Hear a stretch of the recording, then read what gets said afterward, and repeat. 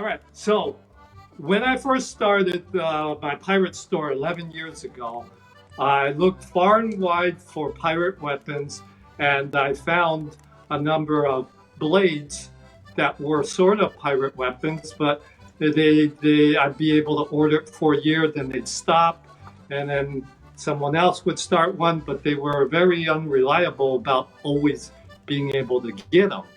You know, what ended up happening is I would end up, finding swords like this. Okay. So for most of you, you may even own one of these. This is super common. This is actually the United States Naval 1841 naval cutlass. So this is totally appropriate if you're portraying American Civil War. But if you're trying to portray the golden age of pirates, which was 1680 to 1730, then this is over 100 years in the future. So this would not be appropriate. So I did a lot of research, and I worked with my local gunsmith, who's also a blacksmith, and we crafted some weapons that I'm going to show you that that we have made for us, and they're only available here and nowhere else. So the first one I want to show you is this Topman knife kit. This is unique in that, okay, so Topman is the sailors who go on a tall ship and climb up the rigging, and they're up is swailing in the ocean breeze, and they sometimes need a knife that they can get to while they're up there. So what this is designed to be put on a belt like so that it would be close to your body and not dangling out, so that it has these little ties here, so you could be hanging on a rope and you can pull out this knife. All right, so this knife has this lanyard, a nice simple wooden grip, and it's more of a rough looking texture, but it is 1060 or 1040 high carbon steel. It is a super thick. It's designed to actually be able to hammer to cut thick rope, and it's got what's called a sheep's foot blade, so that if you happen to drop it, it wouldn't stab. It would just slide off. All right. So this is a really nice knife that you can put in your scabbard. Okay. The unique thing about this scabbard is you can be upside down, and it will not fall out. You'll be able to take it out and put it back in, and not have things that you have to use to secure it so it won't fall out.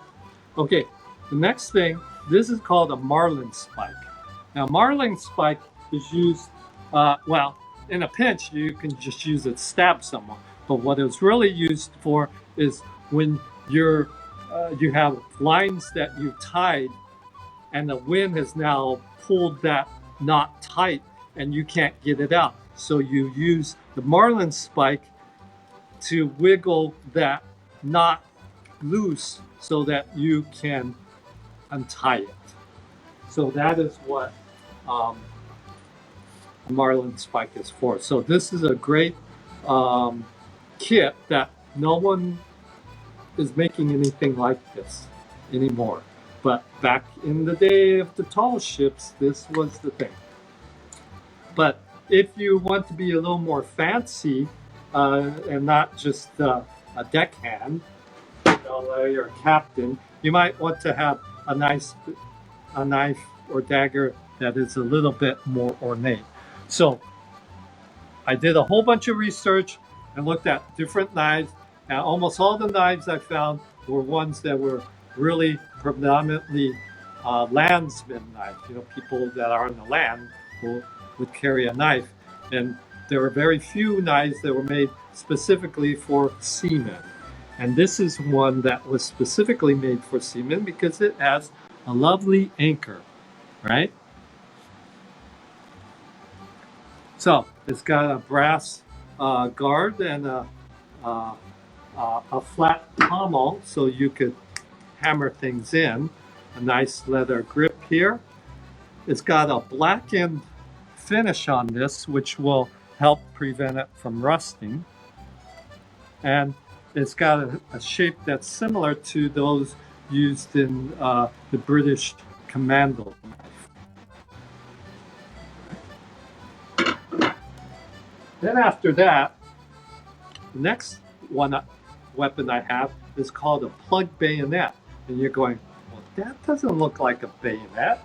Shouldn't a bayonet look like this? Well, this is a plug bayonet that you use to put at the end of the barrel, like so. But these didn't come to be until about 18 or 1730s, 40s, which was a few years after the Golden Age. So if you're trying to portray that Golden Age pirate, which is 1680 to 1730s, you would use a plug bayonet that went into the barrel. Okay, so these bayonets also make great knives and daggers to fight with.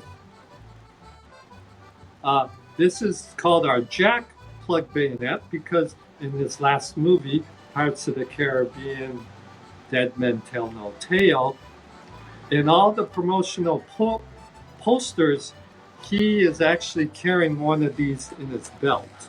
Okay, even though nowhere in the movies does it show up, but when they were doing the promotional things, you know, he had one in his belt, and I thought, hey, I should make one, you know, because it is a sweet bladed weapon, perfect for that Golden Age pirate.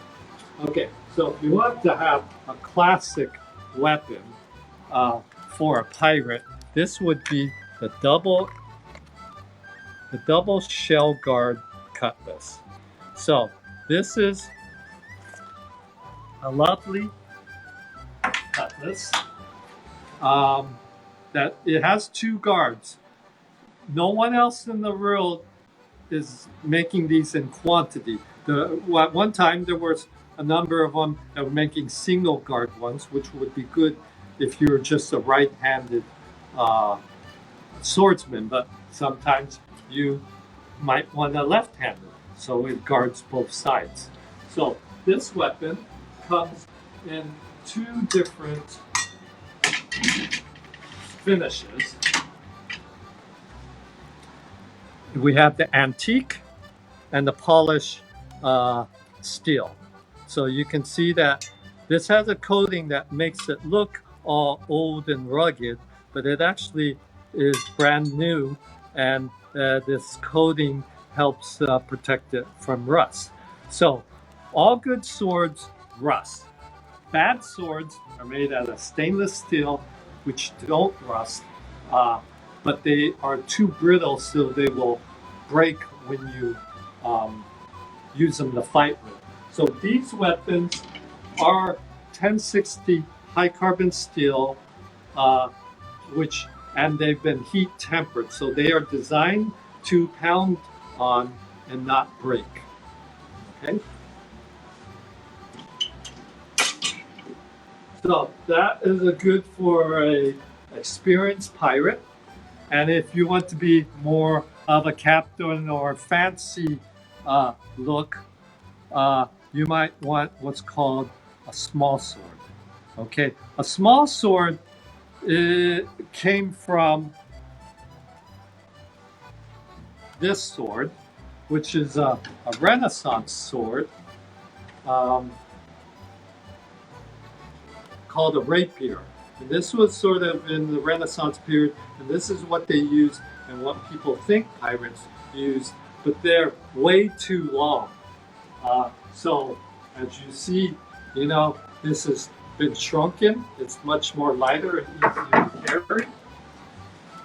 But one of the drawbacks on the small swords is they tend to be thin and narrow and easy to break. But we wanted this to be able to fight against any of our swords, so we made it with a triangular blade You see that? It's super thick and tough, so it can take a banging and not break. And then on the end, you see it's rounded or almost flat, so that if you accidentally stab someone, you're not actually going to hurt them. Okay? So this is a great sword fighting sword. All right? A small sword. It is a naval style because it, again, has the little shells on the ends and on the guard.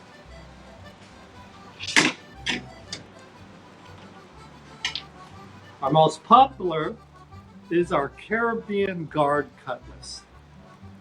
Okay, it's got a very simple guard, which can be right or left-handed, and a sort of rounded pommel because you might want to bang someone back there, and sometimes, and it's got what's called a blood groove there that makes it a little bit lighter. All right, so. And it also comes in the two finishes.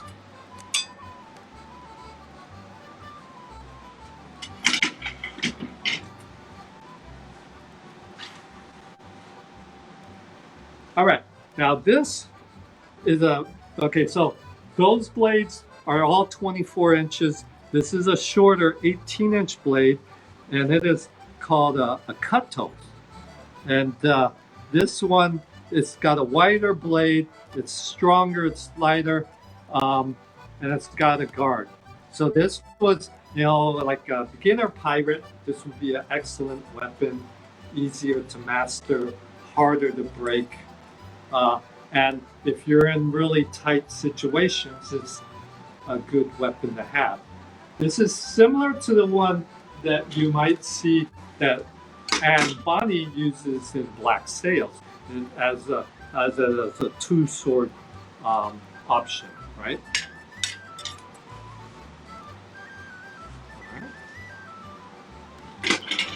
So the question is, what do you do with a sword that you break? So, swords break, and so sometimes you wouldn't throw it away. You would just actually reshape in the front and use it as a knife. Okay? So that's what this is. It's taking this and making it into a knife. So the difference here is that we've shaved off this catch here that is used to catch blades, and there's not one on here. We did that is so that you could use it in the reverse position as well. So these are called buccaneer knives because they were used by the buccaneers who would hunt pigs, and they would need to slaughter them and cut them up. So trying to cut up or butcher pigs with a sword or a tiny little knife doesn't work. They're pretty big, and having something that is bigger and stronger to cut the pork that they would smoke to make barbecue that they would sell to the sailors. Then what happened is the Spanish didn't like them stealing their pigs and killing them and then making a profit on them. So they ran off, all the buccaneers off the island, and the buccaneers said, hey, instead of hunting pigs, let us hunt Spaniards. And that's why they're called buccaneers. So that is what this knife is called, a buccaneer knife. So, as you see, we have crafted a whole line of weapons made specifically for Golden Age pirates. So you don't have to now, work with Rev War swords or Renaissance swords. If you're trying to be a pirate, you should come to Pirate Fashions and look at our line. I have spent the last 3 or 4 years researching and building specific ones that almost no one else is producing. So, hopefully that answers your questions about